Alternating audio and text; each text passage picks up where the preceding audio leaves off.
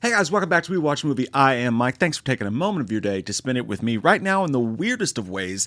Sometimes on Netflix, an old movie will just pop up and be like, hey, this is the number one trending thing in all of Netflix. And this happened recently with 2019's I See You, a movie I didn't see when it came out, but I remember some people talking about it when it came out because it stars Helen Hunt, which you just don't see around a lot anymore. And I'm a huge Twister guy. You've never seen it, miss this house and miss that house and come after you. But yeah, that has happened with I See You 2019, directed by Adam Randall. And I honestly think the reason that this happens is because there's so much horror content and so much content that comes out constantly that sometimes some stuff just gets lost in the mix now. And then sometimes it'll just find, if it's interesting enough, it'll find its way back. Because there's no doubt this movie is interesting. It's a fun thing to talk about, despite how it may land.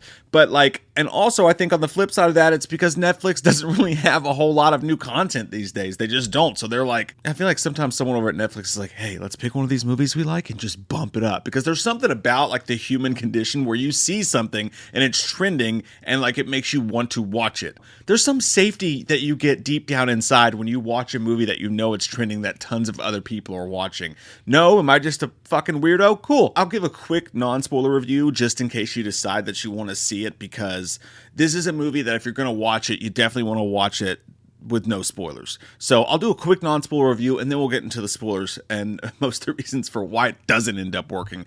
But in this movie, it starts out so badass. The shots are really good. They're really slow, creepy shots. The music is creepy. It lets you know that you're in for something special. And immediately when the movie starts and that kid's riding, there's just a kid riding on a bicycle, and then all of a sudden, boom, and the kid just I don't know, it's like a slow motion Transformers thing, just flies backwards off the bicycle. And it all feels very kind of Stephen King, The Outsider. I read half of that book, but this feels like that. And then we're introduced to the family of Helen Hunt, and John Tenney is the dad in this, who plays a detective who's searching for these missing kids. And he's really good in the movie, by the way. And the son, Owen Teague, who's really pissed at the mom because they just found out that she cheated on his dad. But also, Helen Hunt, why'd you do that shit? Greg over here seems like a really nice guy. We're also upset at you as an audience. And the next thing you know, really creepy stuff starts happening around the house, and it's shot so beautifully that it really does creep you out. You're confused. You're like, is this some sort of entity that's killing kids? At one point, a kid says, oh, he took me to the magic tree house, but you'll never find it because it appears and then disappears. And then there's other scenes in the house. It's like a haunting that's taking place in the house because bedspreads are being slowly pulled off, and not in a good way, like what happened to Dan Aykroyd in Ghostbusters. And all of this sort of in the middle of the movie just takes a gigantic shit.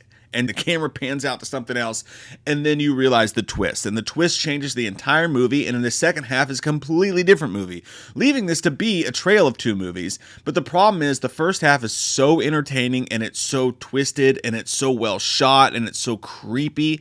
And then the second half, it just feels like they spent the entire time showing you how they did their magic trick.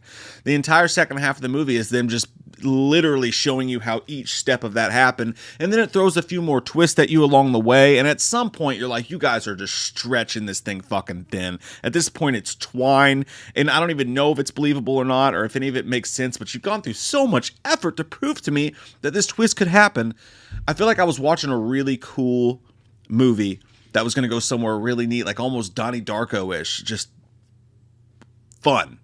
And not that Donnie Darko's The Price is Right or anything, but I was having a really great time with this creepy ass movie. It felt like it was going to be something special, and then it just feels like you just pulled the rug out from underneath us, and actually it's a fireworks store. They're on every corner during the 4th of July. There's one point where the kid, if you've seen it, he's on the computer and he's typing something. I was like, oh my God, this is awesome. And right after that's when they pull the rug, and you're like, oh. Basically, Ashton Kutcher and Punk'd pops out, and it's like, ha, just fucking with you.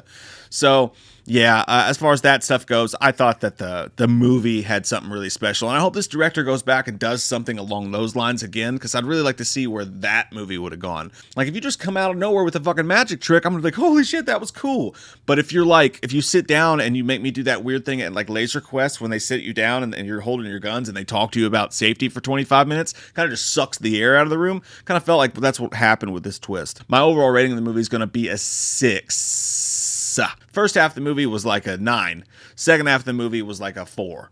So that's kind of where we land. I don't math. I don't know if that checks out or not. Okay, so as far as spoilers do go with this, it's the opening scene. The kid goes flying off of the bicycle, right? Just like in every single fucking action movie trailer you see. At some point, someone hits someone with a bat or a car goes off a cliff. It's like that's what this did. This kid goes flying off this bike.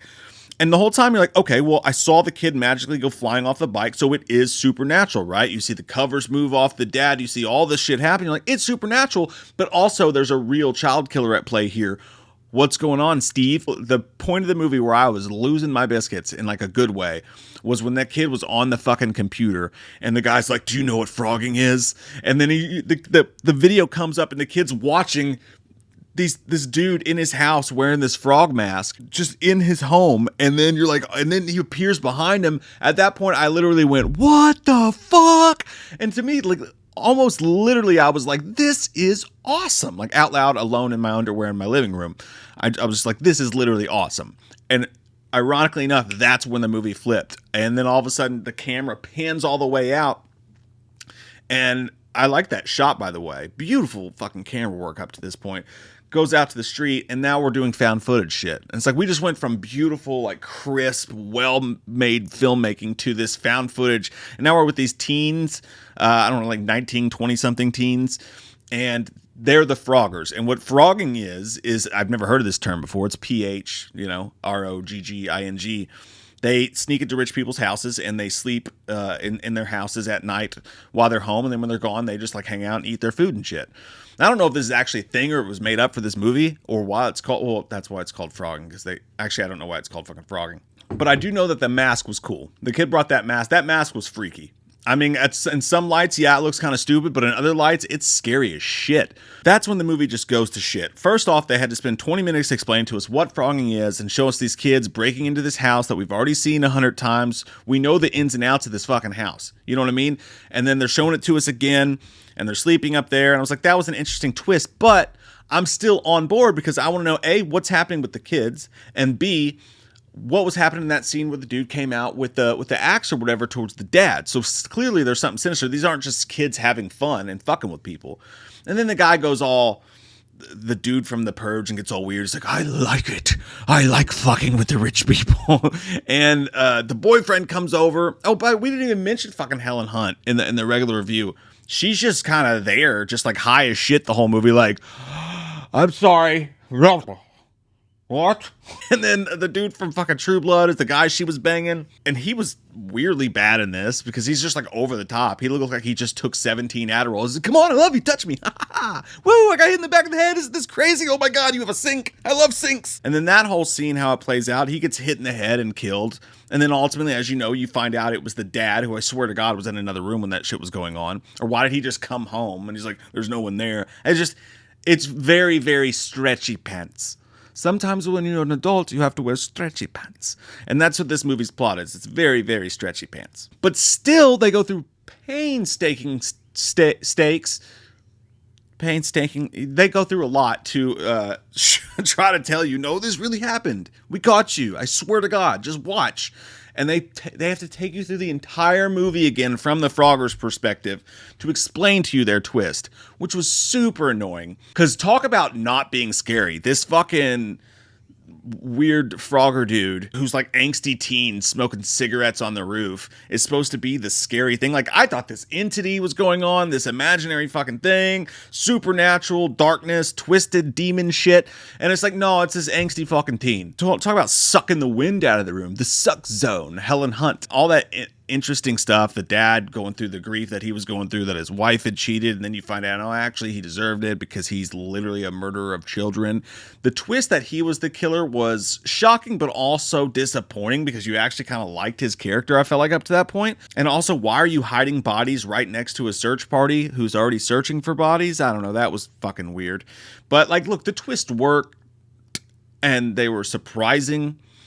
And it kept you watching. So the second half wasn't horrible, but it really did just fucking kneecap what that first half of the movie was promising for sure. And then what was he doing with the kid? Like, I don't understand why the angsty teen took the other angsty teen and was tying him up with rope.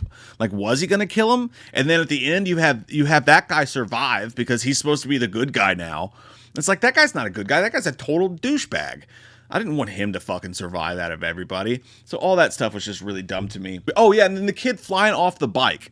It was because he used twine to trick him, but he would have fallen forward. If his bike hit that rope, he would have gone forward, not like a fucking Sprite commercial backwards. But all in all, you gotta love a movie that keeps you interested and has you talking and has you thinking about it afterwards and watching ending explained videos and all this shit like that. So for that, they succeeded, which is why it's an above average score for me. And I really did enjoy the first half of the movie. Just those camera shots, the vibe of it, very It Follows-ish.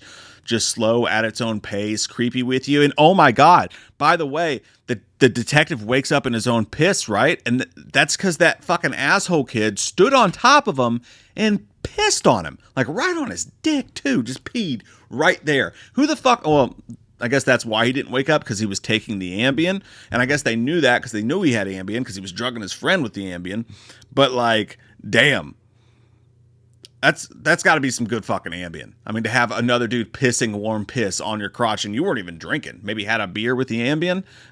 I don't know. But that was a little bit fucked up, I guess, if you think about it, the way that he kept getting, like, he was kind of getting off on the fact that he was almost getting caught, so he'd get closer and closer to these people. And eventually, you know what would happen. Once he got caught, he would probably have to be violent with them, which, again, is another reason why I don't know why he was, like, the savior good guy at the end. I really didn't get that vibe. It was, like, kind of like the blind man in Don't Breathe 2. It's like, why is the rapist the good guy? I don't understand what's going on here. This guy turkey-based women in his basement. What the fuck? I'm glad I watched it. I'll put it that way. I'm glad I watched it, and I hope that this filmmaker does something more akin to the first half of his film and tries not to M. Night Shyamalan the next one so much, but it was interesting for what it is, and overall, I guess I recommend it for sure. I just feel like it might piss you off by the time you're done. But hey, I love your all's fucking faces. Thanks for taking the time to watch this with me today. If you're on the Patreon, Saturday night is the Patreon party, beer chugs, movie trivia, and sing songs. It's going to be a great time. I love your all's fucking face. I hope you guys have a great weekend. Halloween never ends, suck my fucking dick, and I don't really care what Blumhouse fucking says. Put him in a box, or suck a fucking cock. You can say he's dead, but we all know he's not, yeah. So let's go trick-or-treating, let's go fucking drinking. Let's all go rent Pumpkinhead on VHS. Cause Halloween never ends, Halloween never ends, Halloween never ends, yeah.